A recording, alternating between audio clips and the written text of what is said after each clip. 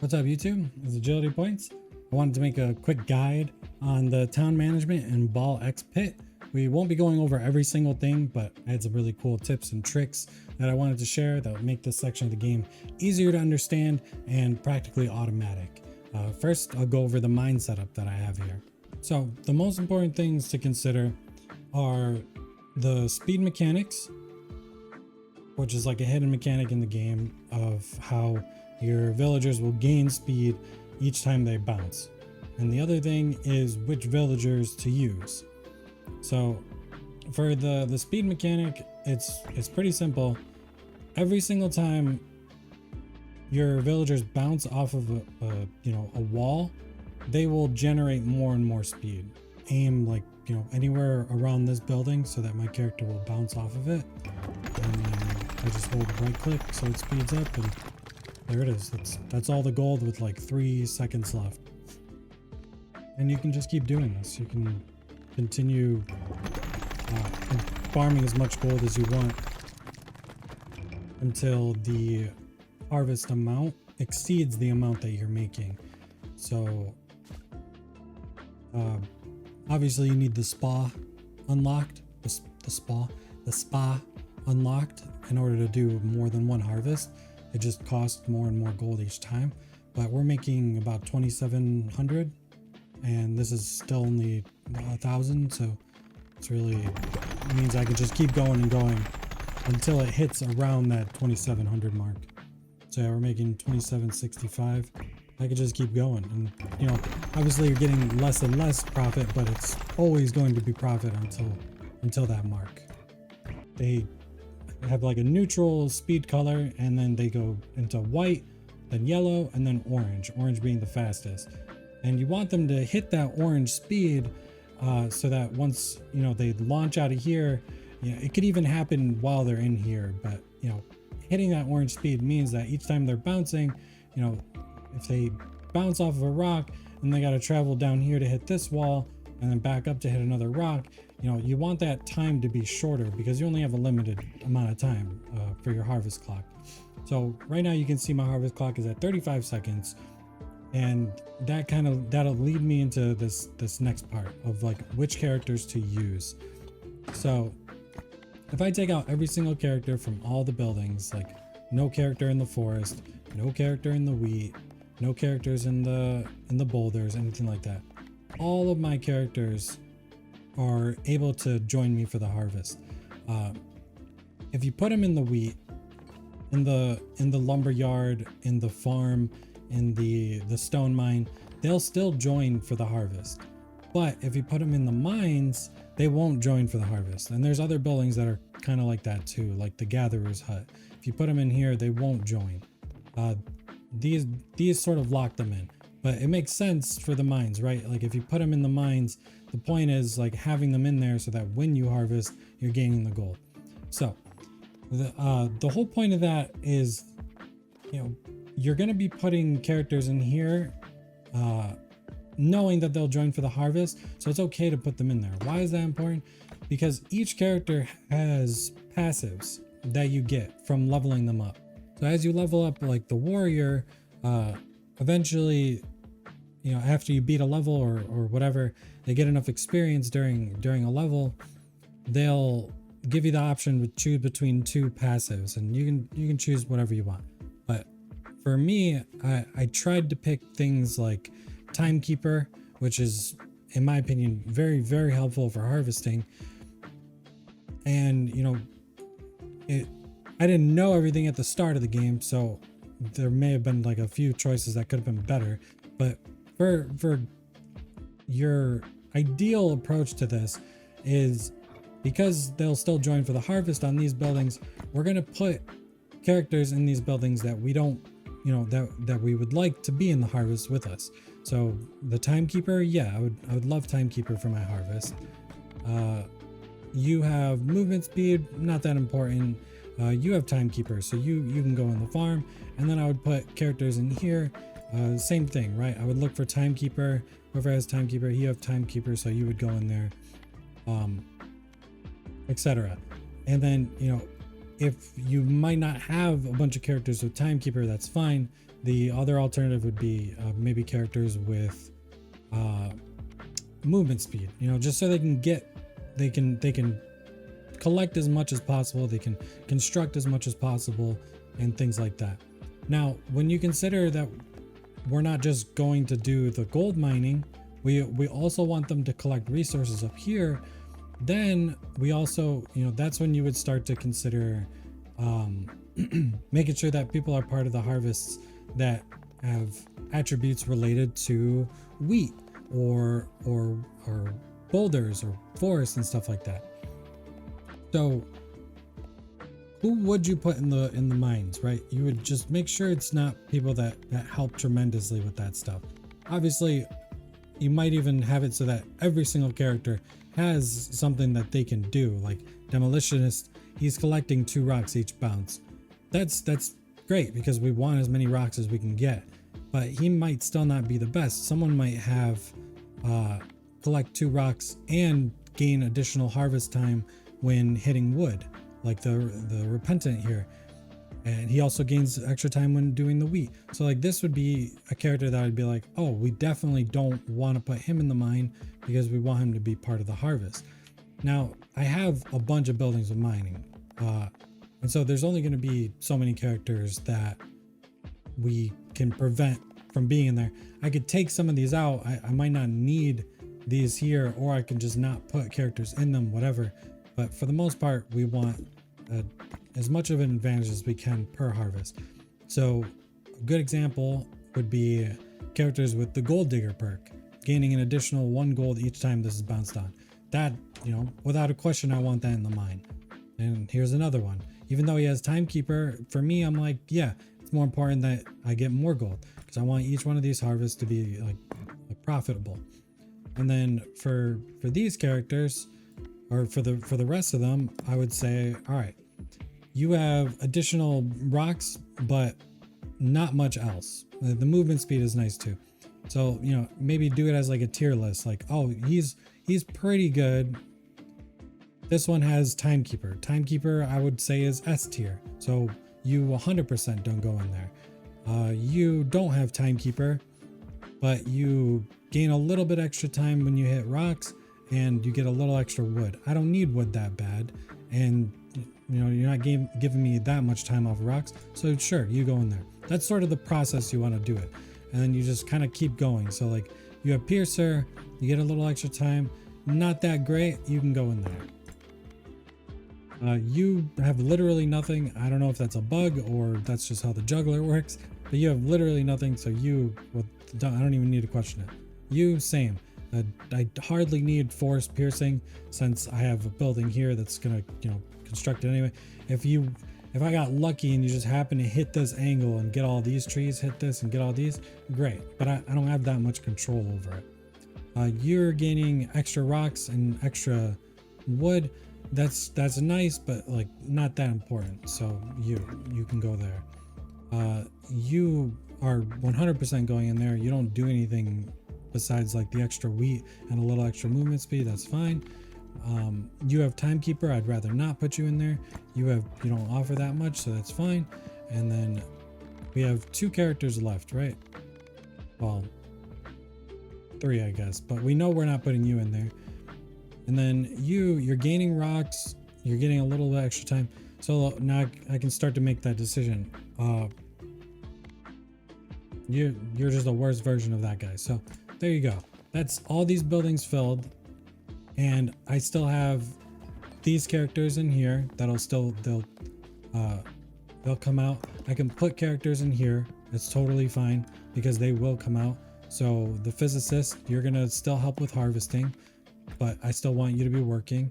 So you guys, all the people that are not assigned can go there. And there you go.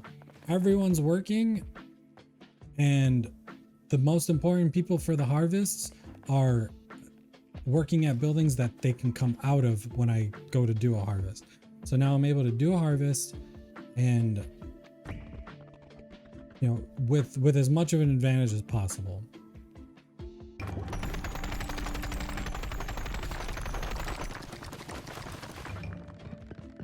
And I got the Mac, or most of my money right there. was gonna say the max amount, but I think it's like 2765 or something like that. I got most of the money. I got, some wheat. I could easily put a little more there if I wanted to. We got some forest, and we got a ton of rocks, which is, the main point of how I have this set up. And then we could do it again. We could, get some more rocks up here. We could hit some more of this forest and stuff like that. So that's sort of the idea you want to approach when it comes to that stuff. And if you are coming into this game pretty new or pretty fresh, and you're watching this video, then I'm sure it comes to no surprise, like you probably want to pick very, very good passives for each level up. Or, certain characters might have like bonus boulders on collection, right? Or collect 2 boulders each bounce. So if you were to level that character up and it offered you 2 choices, and it offered like a timekeeper, that's an obvious one, you would take that. But if it didn't offer timekeeper and it was like piercing rocks, then yeah, you would take it, right? You don't want to like split them up too much, but it's also fine to have them kind of be a little all over the place, because honestly, as you can see, I'm still able to do most of what I need to do. Sure, it could be more perfect, but there's a bit of RNG involved, so it's kind of whatever. Now let's talk a little bit about how you want to manage houses like the Veterans Hut. This house, it's giving nearby residents 30% bonus XP. That's huge. It's very important, and you can copy what I have if you'd like. Make it so that each one of these houses, every character house is touching, except for the Sisyphus house, but I can explain that later. You can make it so that each of the houses are touching, but it can be kind of complicated to try and do that early on. So what I did was I made sure houses that had other benefits that, affect other resources and stuff, like the wheat growing faster, I made sure that was, obviously attached to wheat, but the difficulty was making it so that it was somewhere in the radius of the XP bonus, but didn't cause issues for other buildings. So obviously down here I have my gold set up, but also if I want to construct buildings, I'd be moving my gold and putting other buildings here, right? Buildings that might end up taking like a certain amount of space. So most of the time you can expect like new buildings or upgrading buildings, you're probably going to have them protruding in different directions, but the most important would be buildings that go too high. And so if I were to put the wheat field, if I wanted this house attached to the XP but also to wheat, that would mean I'd have my wheat field over here, and that'd be really annoying to move. So instead I made certain that it was as far away from the harvest zone. I'll call it. The harvest zone needs to be relatively clear, right? It needs its space so that whenever you are to place buildings, it's not that hard to set up. It's not that hard to like put a row of buildings so that there's no obstruction, right? It makes it a lot easier. So if I were to harvest, I would have the ability to hit these buildings and only these buildings while still getting my speed boost here, right? That's why I put the repentant house over here. It's still attached to the XP, and I wanted it part of my harvest zone, so I put it down here. Same for the monastery. That's the flagellant house, still part of the XP and also part of the harvest. And I leave the gold mine here with any worker that has the bonus, so that even if I'm constructing, I still can make some gold off of it, But that's sort of the whole idea, is to, if there's a character's house that has other benefits, then you would want to place it somewhere that doesn't really obstruct your XP strategy of being able to farm or do your harvest like super quickly and efficiently in this tiny little zone. Your characters will just bounce and bounce and bounce, without having to really like move anything or worry too much about that stuff. So the same could go for the Sisyphus house. The nearby boulders growing 45% faster is extremely important, especially early on. Not so much for me anymore, and that's why it's over here. But at some point, you know, you might want it like that. So you'd probably try and put it somewhere over here, and then the boulders and stuff like that. But even then, with like early on in the game or whatnot, even then it can be kind of annoying to do it like that, because there's a building that's even more important, and that would be the tactician's house. This house, it's giving nearby stat buildings an additional +1 bonus, and that's such an important thing for progression and, you know, just doing your levels and keeping your power higher, you know. So it's a really, really good idea to have. Oh, it affects these buildings too. Oh, cool. Okay, I'll have to set that up. Anyway, ignore that for now. So it's these buildings that you're going to be worrying about early on, right? Your buildings that give you all these different stats. And because of that, it made the most sense to me. It's all 6, right? 1, 2, 3, 4, 5, 6. All 6 of these buildings are touching. And because I knew that, you know, there'd be this cluster of additional buildings, this house actually took up the space that is the furthest away from my harvest zone. So I made sure to make that, like, you know, it's complete opposite side of where the tactician still gets the XP, but also, you know, takes advantage of its bonus and yada yada. So I only really had room for, you know, either the wheat or the rocks, but it made more sense to me to do the wheat, and at the time, I suppose, but even more so later on, even mid-game, I would say, it actually makes more sense to just maintain this to be the wheat, and then make it so that boulders have like not only their own section, but additional boulders, because rocks are really hard to collect. They're really important for a lot of like super expensive constructions and stuff like that. So you're gonna want a lot of rocks, and the reason I have all these set up here in the first place is because even when I have my normal mining setup, I'm able to actually still do gold and hit all these blocks here. So oftentimes I'll put a trophy here to block in so that I can just do my gold farm and then leave. But whenever, you know, I want to grab rocks and stuff like that, while also still getting the money, I can do that. I have it set up so that, you know, this section isn't super obstructed, right? No one's gonna fly out of here, hit a boulder, and then come back down and accidentally like go back into this little zone here. Instead, they'll be able to kind of come out a little bit and then branch out. And you can make it a little more, again, like you don't have to copy what I have, because this is more set up for like end game stuff, so it's not as important. But for the most part, a lot of this is still fairly relevant. So like in an earlier game sense, I would move this. I wouldn't have like any buildings in the way. All of these you can move and stuff like that.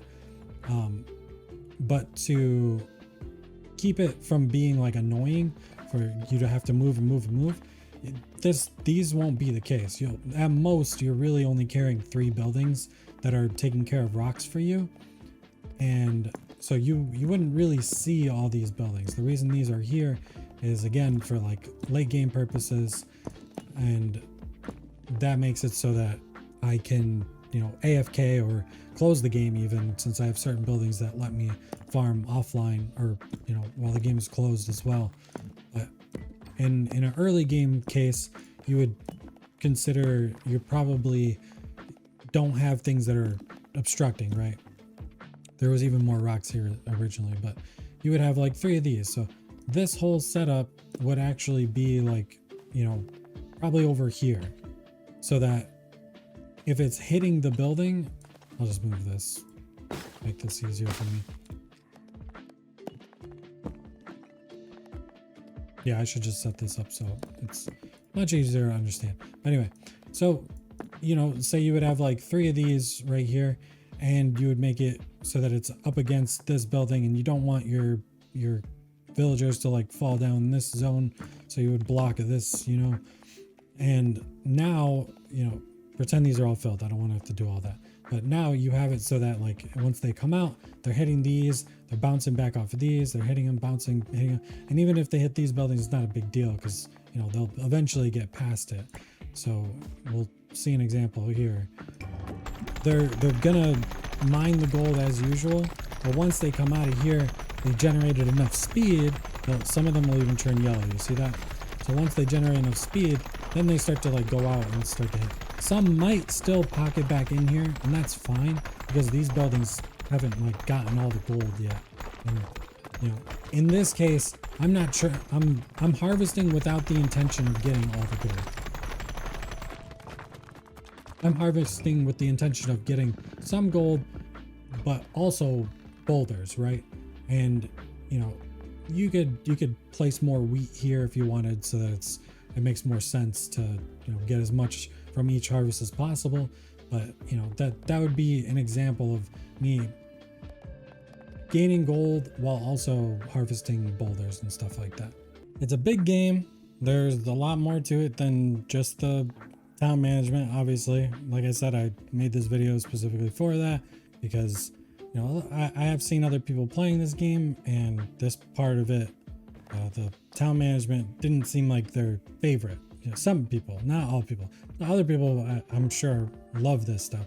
Me, in particular, I can struggle with this stuff a little bit, but because I always try to find like the easiest or, you know, the shortcuts and stuff like that, I oftentimes find, you know, the most reliable, consistent, and easiest methods. You know, that's just how I go about it. But again, it's a huge game. There's a lot more to it. So if you guys do want me to make more videos about maybe the actual like builds in this game, like the actual like characters, like the OP synergies, the ball combos and stuff like that, feel free to let me know. I'd be more than happy to. In fact, I low-key already have kind of been working on that. I just don't know if I should push it out because it is a lot. There's a lot to it. Trying to find like the perfect synergies and stuff like that. I already have a good idea of some of the best characters and some of the best combos, but if you want like an in-depth guide like that, let me know in the comments down below. I'd be more than happy to push out more videos for Ball X Pit because this game is great. It's actually a lot of fun. I'm enjoying it a lot. But that's it. Thanks for watching. Hope you guys have a wonderful one. Be sure to like and subscribe. I'll catch you later. Peace.